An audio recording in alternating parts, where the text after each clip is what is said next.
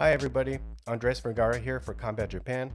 Today I'm joined by one of the top up-and-coming grapplers in New England who's putting 100% of his effort into competitive no-gi jiu-jitsu. You can catch him at a local tournament near you because this young man competes nearly every single weekend. Please welcome to the program, Jacob MacMillan.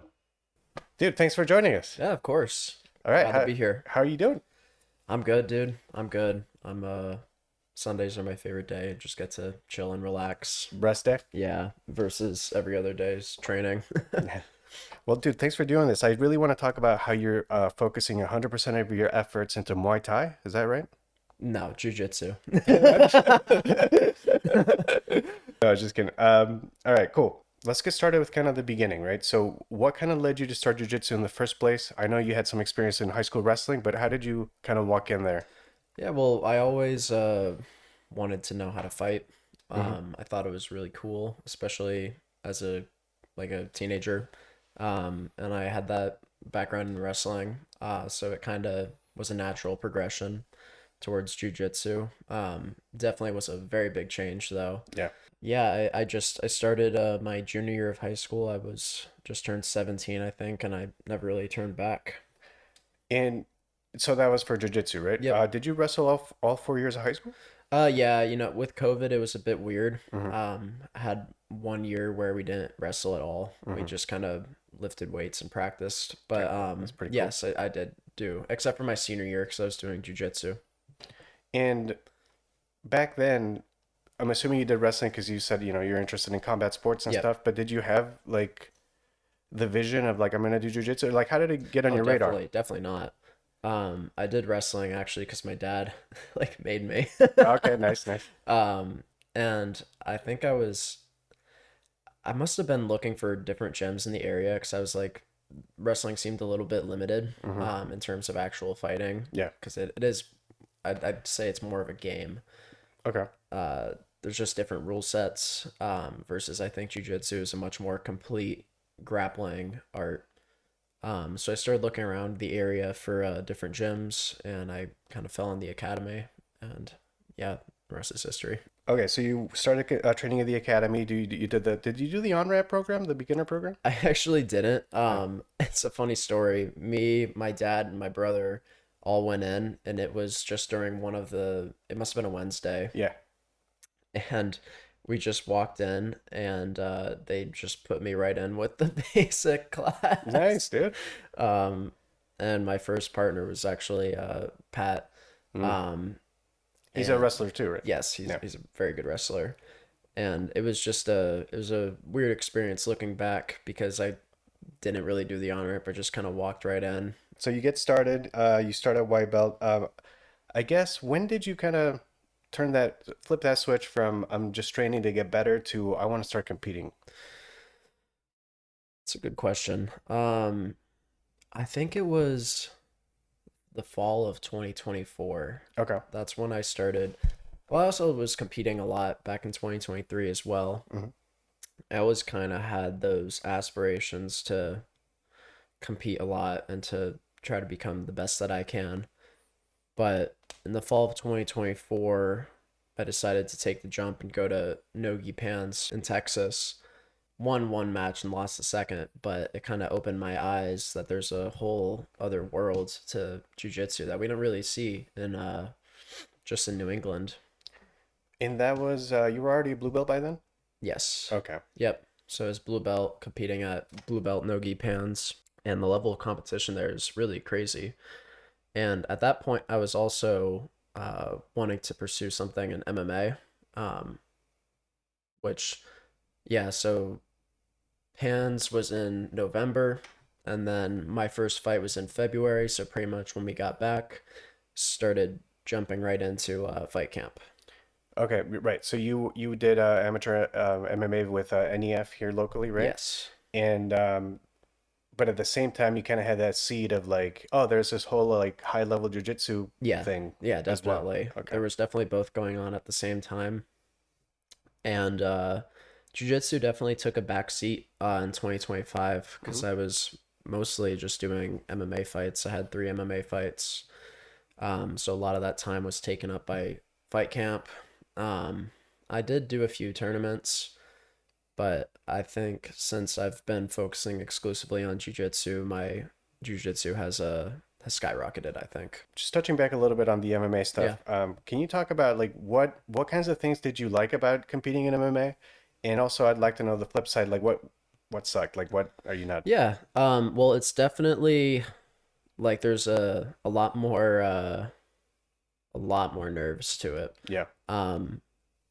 It's a much bigger thing. You spend 6 to 8 weeks preparing for this one fight, and after that, win or lose, you're kind of done. And so that's one of the things I didn't like about it, is I didn't feel like I really had that freedom to go and compete as much as I would like. Yeah. Because I only had 3 big fights in 2025 versus in this year it's only June, and I've already competed much more than I did in 2025. But I was 1-2 as an MMA fighter, Mm-hmm. and getting that first win, it felt incredible. Yeah. The crowd was screaming. You just feel on top of the world. I think MMA has the highest of the highs and the lowest of the lows. I think a lot of people can attest to that. Yeah, no, it does seem like it's just in general more extreme, right? Yeah. Because you can only compete so many. It takes a toll on your body. Oh, definitely. Yeah, the weight cuts too. Yeah. So it's like the effects after fighting are more extreme. Yeah. Maybe the emotions are as well. Yeah. Right. So like, how you handle defeat, how you handle a win. I always talk about how in jiu-jitsu tournaments, Yeah. not in super fights, but in tournaments, I feel like most people get a little bit of everything. They get to lose, Yep. unless it's you. Well, nice. But or they they get some wins, some losses, and you go home and be like, okay, I can learn from that. Yeah. But in MMA, you live and die with those results Yeah. forever. It's Yeah. like you don't get to fight again next week. No. Yeah. It's and that's I think that's why it's so hard. Yeah. So okay, so you did your 3-fight run, and that 3 fights in a year. That's kind of crazy pace. But Yeah, I mean, some people fight more than that. Yeah. I'd consider it pretty average. oh wow, I guess I'm comparing it to like a pro, right? Like those, like the UFC guys, maybe Yeah. twice a year. Yeah, well, that's because they're pros. Yeah, no, 100%. So okay, so talk to me through your mindset of like, hey, I've already had 3 fights under my belt, but then you kind of pivoted a little bit and became really focused on grappling. Like, what was your thought process? Yeah, I mean, I just kind of decided that I didn't really want to do it anymore. Okay. Like the nerves are one thing. I can put up with that because if it's something that I really love, but I had found that I didn't really have it in my heart anymore. Okay. And I always knew that I was like pretty good at jiu-jitsu. And so I kind of wanted to put all my effort into that instead, because I do love the art. Like I love uncovering how things work. I love meeting people in the jiu-jitsu world. Yeah, I feel like it's been growing quite a bit. I mean, we Yeah. have a lot of like jiu-jitsu influencers now, and Yep. that wasn't a thing maybe 10 years ago. Oh, definitely not. So I mean, I wasn't doing it 10 years ago, but no, that's yeah. true. But I just mean in terms of notoriety, right? It's increased quite a bit. Even like the UFC has UFC BJJ now, and like Oh yeah. it's just Yeah. expanding. So there are a lot of opportunities there. It's a growing sport, that's for sure. Yeah. So the door is, as of now, June 2026. We're kind of closing the door to MMA for now. Or Yeah, for now. I mean, yeah, who things can change. knows? Yeah. You never know what the future will hold, but yeah. All right. So I wanted to touch base a little bit on your life now as a competitive grappler. Yeah. So a couple of things I've noticed. Your competition schedule, as we mentioned, is kind of insane. I know that lately you've had a bit of a foot thing, but I remember you showed me one time your schedule, and it was every other week or every week, from big events to like grappling industries. Yeah. Tell me what that's like. What's it like being so active? That's awesome, man. Like back in April to May, I think I had competitions 3 weekends in a row. That's crazy. And I don't know. I wouldn't have it any other way, to be honest with you. Yeah. It's just always so much fun to do a competition because you never know what you're in what you're in for, who you're going to meet, what the matches are going to be like. You're always going to learn something or meet somebody. And that's the way I look at it. Like you said, the foot thing, haven't really been able to compete, but I've also been busy with school and other things. Yeah. But my foot is better now. But yeah, I'm just looking forward to get back into it, to be honest. Yeah, I genuinely think that the pace of it is very impressive. I know in your last kind of weekend before the foot injury, you had a scheduled like 3 super fights in 2 days or something like that. Yeah. I had 2 on Saturday and 1 on Sunday. Yeah. And unfortunately, I had to drop out of that one on Sunday because I woke up the day after and I went to go use the bathroom, and I was sitting down and my foot was just so inflamed. Oof. And I was like, oh my God. Could you put weight on it? Or? Yeah, I could put weight on it. But it was definitely not fit to compete. Yeah. And I went to bed that night still rushing with adrenaline because it was such a fun night the night before. Yeah. And I was like, yeah, I'm gonna compete today or tomorrow. And I woke up and I was like, fuck that. Well, maybe if you learn to be on bottom and pull guard, you could have done it. No, you're never on bottom. It's when I get on bottom, I'm always looking to stand up. I hate playing from bottom. Yeah, which is crazy because like there's a whole subset of like submission grapplers that they will put themselves on bottom on purpose. They have a whole game. There's a whole kind of meta to that. Yeah, but I don't like it. Yeah, and I think that's probably a lot to do with your MMA experience, right? Like you know what it's like to be in a fight, and in a fight you're not gonna like jump X guard, right? Right? Yeah, pretty much. Yeah. So watch this. Yeah, I like to keep it as real and applicable to real world fighting as I can. Like if you don't know any takedowns or if you're only good from bottom, you're playing the game very well. Like you're playing the rules within the game very well. That's why there's like submission artists that can do that. But it's not very applicable for actually defending yourself. Yeah. If you're just gonna pull guard. No, I agree. And also, if we're being completely honest, it's just not that exciting either. No. So like if you're trying to promote yourself as a competitive grappler and you're trying to get sponsorships and stuff, but all you're doing is like inverting. Yeah. That's, at least to the casual audience, is kind of boring. I think that's why it's kind of difficult for jiu-jitsu to grow as a sport, or why it's been difficult. Because people just see it butt scooting. 100%. Have you seen the Tyrotolo Tackett match in CJI 1? I've seen clips of it.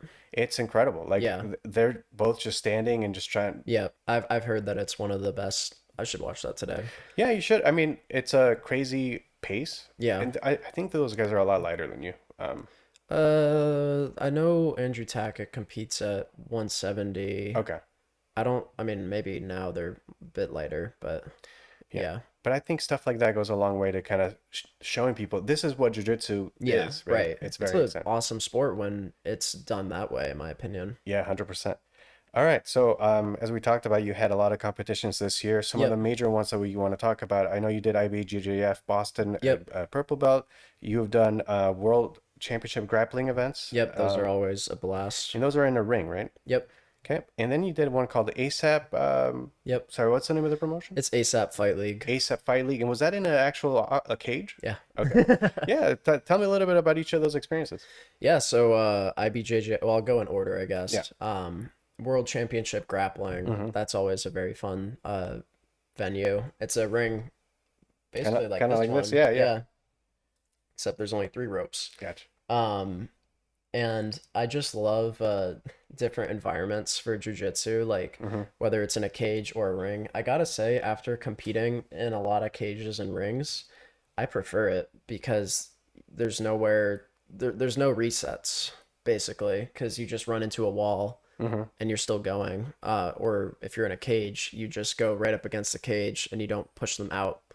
World Championship Grappling is a blast. I remember the first time that I went there, I was like, oh wow, so this is literally just a ring. And went up into it, was warming up, feeling out the ropes.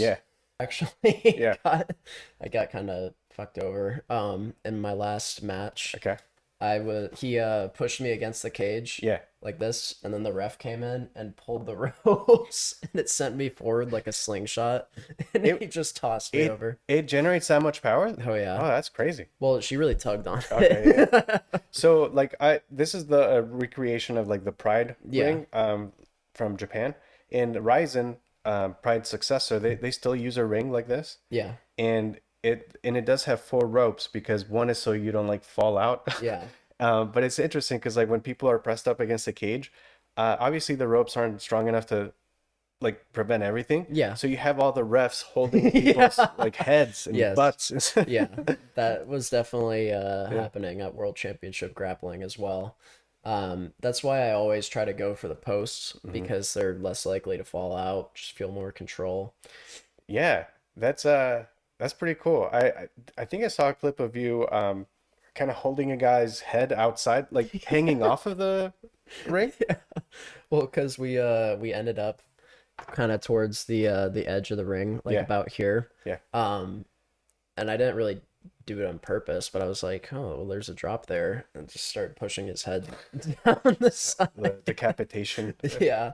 I honestly wish the ref had let it keep going because he wasn't gonna fall, but he could have just hung out there for the rest of the round. Dude, that's like the ultimate neck crank. Like like you keep his whole body stationary, but move his. That's kind of stuff is like what I was talking about. How like when you do an event, you never know what you're in for. It's just all about like making those experiences, which I thought was a lot of fun. Yeah, for sure. And you did that twice, right? February and June. Okay. Do you plan on competing with them in the future? Yeah, so their next card is September 19th, which I won't be able to do because there's ADCC Nashville, which I was planning on doing. Yep. But I definitely will compete with them again in the future. They're a very fun card. And as for the other tournaments that I've done as of late, IBJJF Boston, that was a really fun one. Believe it or not, my first IBJJF tournament was Pans. So kind of like the one in Texas. Yeah, jumping right into the deep end there. Yeah. So it was definitely interesting to just go to an open, which I liked it. It was very busy there, but it felt like my kind of crowd. Yeah, I only ended up having 2 matches there, but I won both of them with a rear naked choke. Nice. And it was just a really fun time. Worth mentioning, you're competing up, right? Because you're right. You are a purple belt in IBJJF, which there's some paperwork you have to do. You have to like update it on their website. Yeah, but yeah, I mean, you won the whole thing, so that's sweet. I know it was awesome.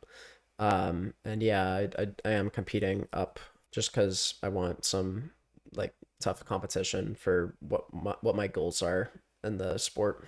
Yeah, and I feel like are a lot of these like World Championship League or ASAP, are they like they don't like ask you what belt you are, right? They just kind of book matchmake, right? They will. Okay. They'll when they give you an opponent, they'll be like this guy. Yeah, they don't want like an annihilation. Purple belt. You can say, hey, match me up with like. Yeah. Right. That's what I asked for. The last time I did it in June. Yeah, and I know you competed against brown belts in the past too and stuff. So. Yeah. Yep. At Flow Underground, I competed against a brown belt because my original opponent drove off the road because every time there's a Flow Underground, it's always super snowy. Yeah. Well, we're in Maine, so that's talk to me a little bit about the competing in a cage. So for ASAP, it was a lot of fun. It kind of felt like I was warming up in there. I was like, ooh, it's been a minute. But did you get flashbacks to NEF? Not so much because I knew what I was there for. Yeah. But I was at the same point. Yes, I was like, this feels familiar. The cage was a bit stranger. The floor that they had was slippery. Oh wow, like a vinyl, like yeah. Okay. I'm not sure what the material was, but there wasn't a great grip. Yeah. And I was warming up with a few other guys in there. I was like, this is a little bit sketch. Yeah. And I actually didn't have any coaches for that. You just went alone? Yeah, I went alone with my girlfriend, and I met these two guys, and I still keep in touch with them today because they run like the competition gauntlet in New England as well. Gage and Brock. Okay. And they were like, "Oh, we'll corner you," and I was like, "Hell yeah!" That's awesome. And the way that tournament or that promotion runs is if there's no submission, then it's just a draw. So my match ended up being a draw, but I was able to utilize the cage to my advantage. Played my game plan to a T. Nice. I just didn't end up getting the submission. So you actually touched on something I wanted to ask you about.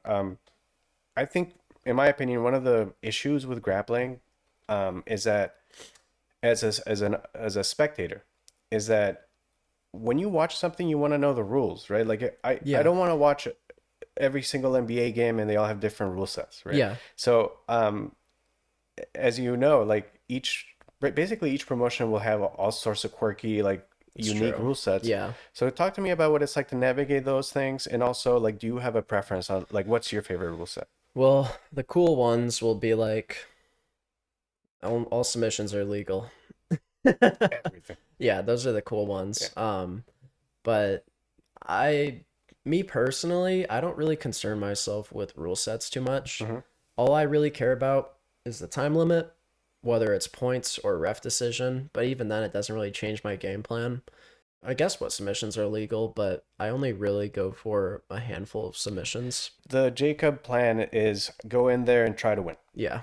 Okay, because I know people will game the system, right? So like, for example, like sub-only tournaments, a lot of people will say, we're going to go to overtime, and they'll stall, and then they'll try their hardest at overtime just to get the win. Yeah, I don't like that. I've never ever done that. I'm always trying to submit my opponent from the second I'm in there. Sorry, what was your question? It was more about like, do you have a preference of like rule set? But it sounds like it doesn't matter to you. Yeah. It's just it's all just grappling to me. I will say I didn't really like the no submissions equals draw. I think they could have had ref decisions, to be honest, but I get the reason behind it. Like they want action. Yeah. They want that urgency, like, oh my gosh, I'm gonna get a draw. Yeah. That makes sense. I understand it from a promoter's aspect. Yeah. One thing I wanted to talk about is something I know you're passionate about is your training. So, and I don't mean just like grappling. There's a whole other like, fitness, conditioning, and strength training. Talk to me a little bit about how you structure your program to be beneficial as a grappler. Yeah, so I follow we have this guy at our gym called Big Nate. You know him. And he has a grappling strength program for like grappling specific strength. Yeah. It's a lot of like front loaded squats, presses, sandbag work, shoulders, basically all, and deadlifts. Lots of compound lifts and little bits of accessories here and there. I have to say my favorite lift out of all of them is the Zercher squat. Yeah. I don't know what speaks to me about it. What about it speaks to me, but it just feels so good to move the weight in that front loaded position. I think that it translates really well to grappling. Honestly, ever since following that strength training program, my jiu-jitsu has improved so much. I wish that more grapplers did it because I think a lot of people will overlook it, and I think it's really, really important because if you're not optimizing your strength as well as your like conditioning and your skill level, you're leaving a lot on the table. Yeah, it's a balancing game, right? Because a jacked strong guy that can do anything that has no technique will get demolished, right? Yeah. So it's how do you kind of balance all those things? It ends up being like, because you only can recover from so much. Right. So you have to optimize every aspect of your recovery. And that's something that I struggle with a lot because I know I'm not supposed to go on my phone before bed or eat a meal before bed to get good sleep. Oh, okay. Yeah. I still the do blue it. light or yeah. But what I end up doing is I end up just doing all the jiu-jitsu classes I can. And then if there's like a basic class or something, or I have like extra time in the day, I'll just lift then. Nice. And it's funny because my next question was about recovery. So yeah, besides being, in your early 20s, what are you doing to make sure you can bounce back? Just sleep. Okay. If I get a spare moment, I try to take a nap. I will, like I was saying earlier, I try to put my phone away before bed Yeah. because that helps you get better sleep, but I haven't been doing that as of late. Yeah, I mean, you can optimize every single aspect of your life, but then you'd probably go insane. Yeah, right. But I do, and then Sundays, like today, I don't do anything. Yeah, just I kind of just chill out. rest. Yeah. Dude, you need that. I know. I feel like, well, anyone that's pushing themselves so hard, like you got to have time for the body to, bounce back and get stronger. So cool. Kind of shifting back to competition. Yeah. I want to know, so what's your like favorite part of competing, Yeah. but also your least favorite? And I think I know what that is. Okay. Favorite part has to be just looking back on it. Okay. Like reflecting. Yeah. Like driving home after a competition. I don't even care if it's like 3 hours away. I just love competing. I'll do it whenever I can. Whenever I have a spare weekend and the funds allow for it, like I don't see any reason not to. Yeah. So that has to be the best part, just looking back and being like, that was a really fun time. Least favorite is the nerves. Yeah. I get such bad nerves every single time. And like it's at the point where it's kind of just like routine. Yeah. Like I know when I get there, I'm gonna literally like start like breaking down and like going to the bathroom like 20 times. It's horrible. It's horrible. I'll be like texting people. I'll be like, I'm so nervous. Yeah, it's funny because like instead of you saying like I've done it so much I don't feel nervous anymore. Yeah. You say I've done it so much that I know I'm gonna be nervous every time. Dude, it gets worse. It's fun. Yeah. Because I think the more you care about it, the more you're like, oh, fuck. Yeah, and isn't it crazy? Because I mean, let's be honest, you do very well. Like you're not going out there and getting demolished, right? Yeah. Like you have you're very talented, and the results show it. Thanks. But you're constantly like, oh my God. I know. I'm like, dude, you're gonna crush everybody. I know. Yeah. Well, yeah, I know. But hey, maybe that's what the kind of drive you need to. And it's also funny because a lot of jiu-jitsu guys haven't fought, and I have. Right. Yeah. And I'm still like more nervous than them. Dude, maybe the adrenaline is like what that extra gear, Yeah, I mean, I know a lot of people like GSP talk about it. That's right. Yep. Just the adrenaline dump helping you. Yeah, I think we're all a bit different. Some people are completely checked out, like dancing, Yeah. and some people got to lock in, put on music. Yeah, I'm definitely not the checked out guy. Yeah. I'm the checked in guy. Yeah. 100%. Me too, for that matter. Cool. All right. Let's touch base a little bit on your upcoming schedule. Yeah. So I know you have an upcoming Quintet event with Yep. what was it, VB Fight Nation? No, sorry, VB Fight House. Yeah, that's it. You're doing ADCC Nashville in September, as you Yep. mentioned, and then Pan No-Gi New Jersey in October, right? Yes. That's a 2-day event or Yep. 3. Okay. 2 day. Yeah. Talk to me about how the preparation's going. What are we focusing on? Yeah, so for that Quintet tournament in Virginia, we have a really good team set up, and there actually is a cash prize. Oh, sweet. So I'm hoping that we win, so that way covers the cost of the traveling. How did the team even get formed? So this is what it goes into just talking to people. Back in February, I met this guy named Jackson Potter at World Championship Grappling, and followed each other on Instagram. And then he messaged me about this Quintet tournament that was in Connecticut, which ended up falling out because a couple of our teammates got injured. But I met a few people in doing that, and then I ended up getting invited to another Quintet tournament, and that's this one. Nice. In Virginia, which I'm really hoping nobody gets injured for because I'll have bought a train ticket already. Yeah. That might just be one where we just go anyways, Dude, like just- with whoever's left. Yeah, grab someone. Yeah, grab a guy off the street. Yeah. Really solid team we have lined up, so I'm very confident. So just real quick, Yeah. for the I'm assuming not everybody might know what we're talking about. So quintet style grappling is team based. So it's 5 versus 5. Yep. Winner stays on. There's a team weight limit, correct? Yes. So you can kind of structure that. You can have like one big guy and a bunch of small guys or a bunch of medium-sized guys. Yeah. And just so you know, Quintet, I know. Yep. that is the grappling promotion of Kazushi Sakuraba right here. Yep. So it started in Japan, and the format is kind of expanded. Yeah. But I think it's sick. But anyway, yeah, because I know we're just kind of we both do jujitsu, Yeah, but if yeah. you're casuals out there watching, that's what Quintet event Yeah, is. yeah. But anyway, so yeah, so it's coming up, and what do you know about your other teammates? Well, I know Logan is very good.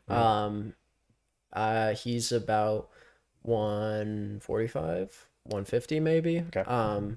There's this guy Trey on our team that's very good. I think he made it to the top 16 in ADCC trials, Wow, which is a very solid accomplishment. Yeah. And he's at heavyweight too. sick. So we got a good heavyweight on our team. And I think that's it at the moment that we have lined up. But just based off of that, it's pretty solid.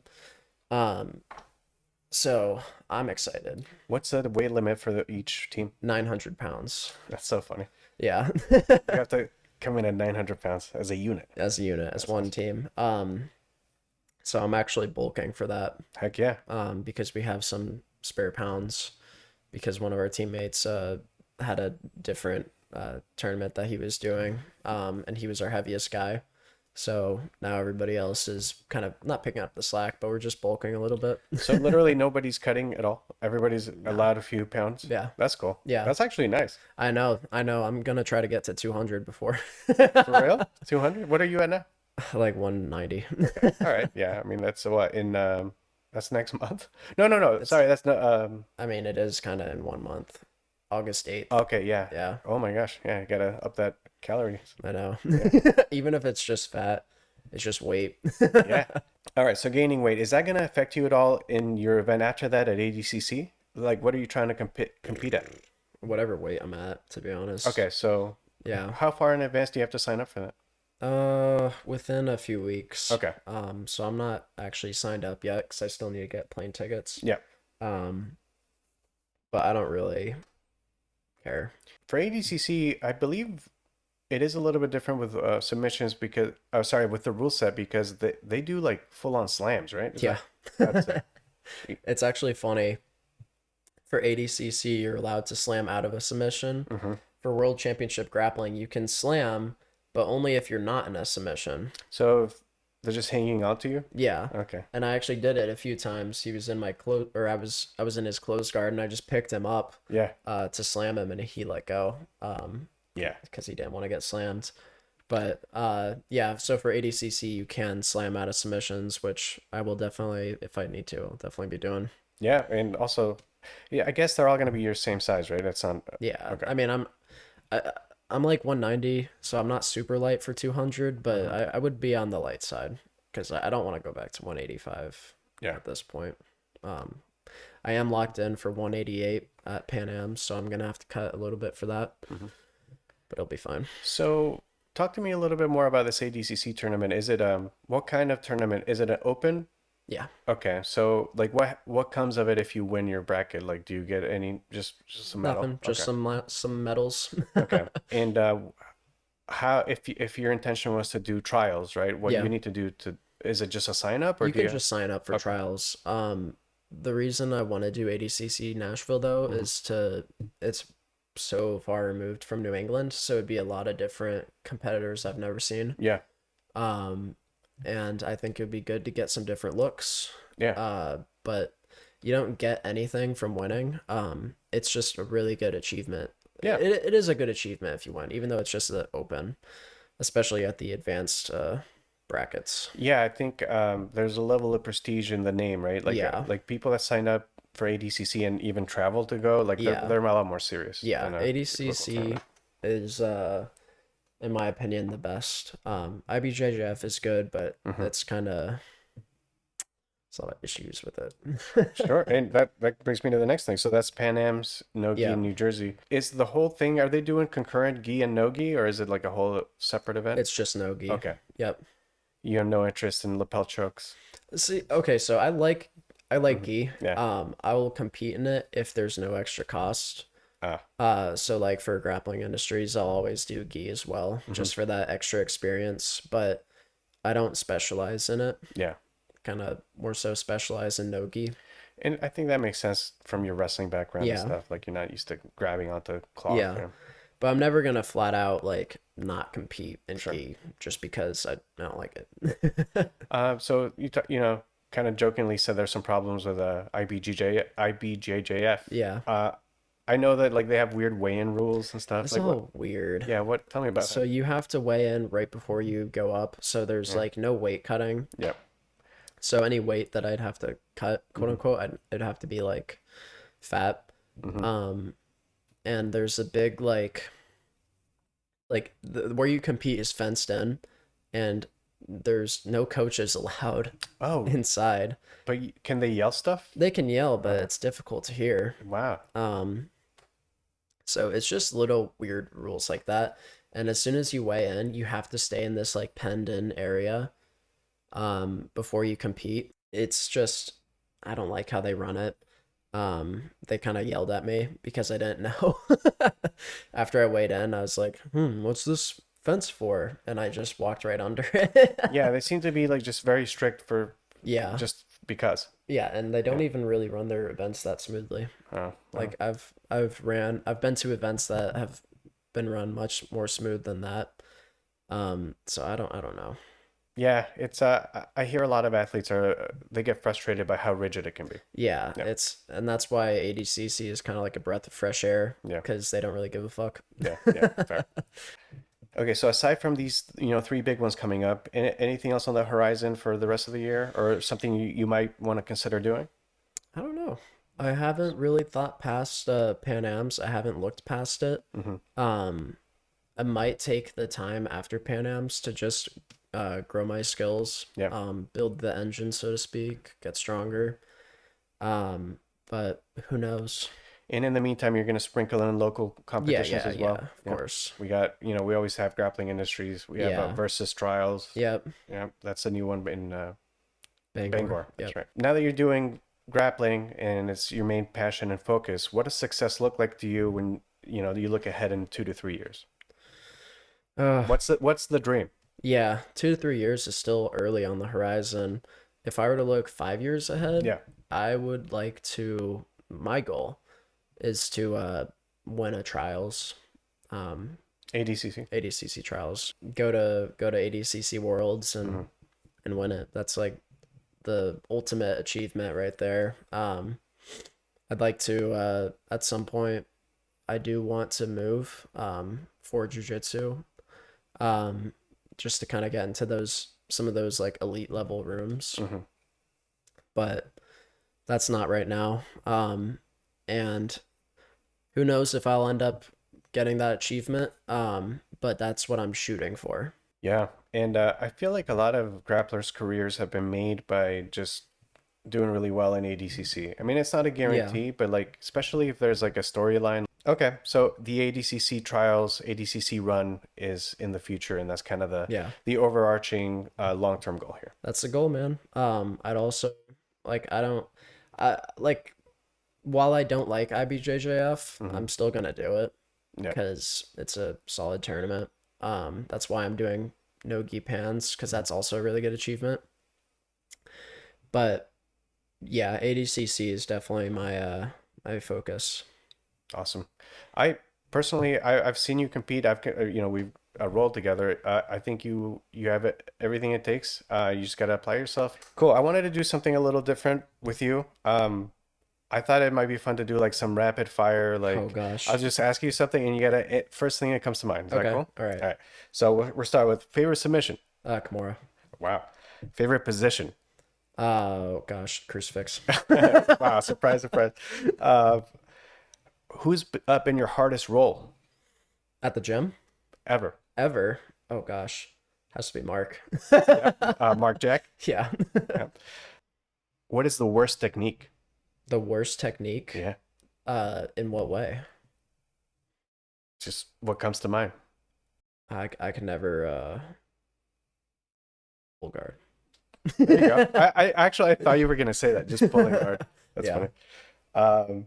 Let's see what else. Oh, music before comp. Oh, I always like listening to some Metallica or anything that gets me going. Could be anything. What's the best lift? A searcher squat. There you go. Best peptide. Oh, I'm God. kidding. That's Cut it out, cut it out. Best steroid. Cool. All right, that was all I That was had. fun. Yeah. That was pretty lame. No, I thought it was fun. Okay, cool. All right. So as we kind of start to wrap up, I wanted to I wanted to pick your brain on somebody that's investing their time and effort into competitive grappling, and we talked about some of the growth. Like, how do you sell your casual audience to watch grappling? Because if we're being honest, I feel like a lot of people feel like it's the boring part in between striking and MMA. Yeah. Like, what's the pitch to be like, hey guys, this is actually super sick. Like, watch this. Well, that's a good question. And you might not have like the perfect Yeah. answer. I just, I think just trying to be as entertaining as possible. yeah, Trying to show the process of competing, what like before competing, during, afterwards, planning, like training. storytelling. Yeah, exactly. Just kind of showing like the behind the scenes of it. And I already said it, but like you do have to be entertaining. Whether it's like being funny or like just literally entertaining to watch. I don't think I'm very entertaining to watch. I think my style is very kind of boring. I disagree with it. It can be entertaining, but a lot of times it'll just be me like sitting in a position, like slowly moving up. But yeah, that would be my answer. But in terms of how you got there, it's very exciting because it's usually like a very like well executed, brutal Thank you. takedown. Yeah. Like, you know what I mean? It's not like you're pulling guard and then holding someone's leg for 5 minutes. Yeah. That would be. I guess that's also true. Yeah. Yeah. But yeah, I agree with you. I think for people to care about anything, you gotta start maybe with the athletes. Yeah. And when you talk about storytelling and be like, oh, this guy has overcome this. He started from nothing or whatever. His dad Yeah. was a black belt. Like some sort of like way for your mind to care about Yeah. the athlete, and then also pair that with like exciting sporting, like something that's exciting to watch. I think grappling could be huge. It's just who's going to be in charge of, I guess maybe the athletes themselves of telling their own Yeah. story. Yeah. Yeah. The same goes for any sport, any combat sport, really. Yeah. Like, excuse me, MMA guys. Like, if you're wanting to make money off Yeah. of MMA, like you're gonna have to do the same thing, similar. Yeah. You have to tell a story. Be funny, be entertaining. You have to make people want to watch you. And that's still something that I'm trying to learn. Like I've been trying to post videos, whether it be technique breakdowns or like just competition footage. But the only thing I haven't done yet is like trying to make funny videos because I think it'd be difficult. Yeah, well, dude, and also you really want to be authentic. Like Yeah. if you put on a persona, Yeah. I think it really comes across as like, who is this? Yeah, I don't. Maybe at some point when I get more comfortable with it, but at this moment, I'm comfortable with what I'm doing. All right, man. Well, thank you for doing this. I just Yeah. wanted to kind of give you the floor. If there's anybody you want to shout out, any sponsors, or if you want to plug your social media. Yeah. Social media is JMAC.BJJ. Shout out to my affiliate brand that has been providing me with some sweet gear, Annex Collective. I'm actually getting a few new rash guards from them Awesome. on Tuesday. Shout out to Ben Rogers. He's got a fight coming up. Heck yeah. Yeah, and shout out to Combat Japan. Oh, thank you. What's the promo code for It's rest? JMAC. JMAC? Okay. Yeah. No, that's awesome. It's actually a funny story. When I was doing World Championship Grappling, the guy Vinny the Bull, he was commenting on it, which actually you might want to see about doing that for the next World Championship Grappling. Yeah, I'd love to. Be a good way to get out there. he comes up to me and asks me if I have like a nickname or something. I was like, I mean, I guess maybe JMAC. I didn't know he was gonna call me that the whole time. Dude, it's like in Spider-Man, like the human spider, and they're like, oh, I don't know, it's just like right before you go out. Yeah, yeah. That's funny. Hey, it's actually JMAC. Yeah, that's funny. Which honestly, I don't really like people calling me that. I like being called MacMillan Okay.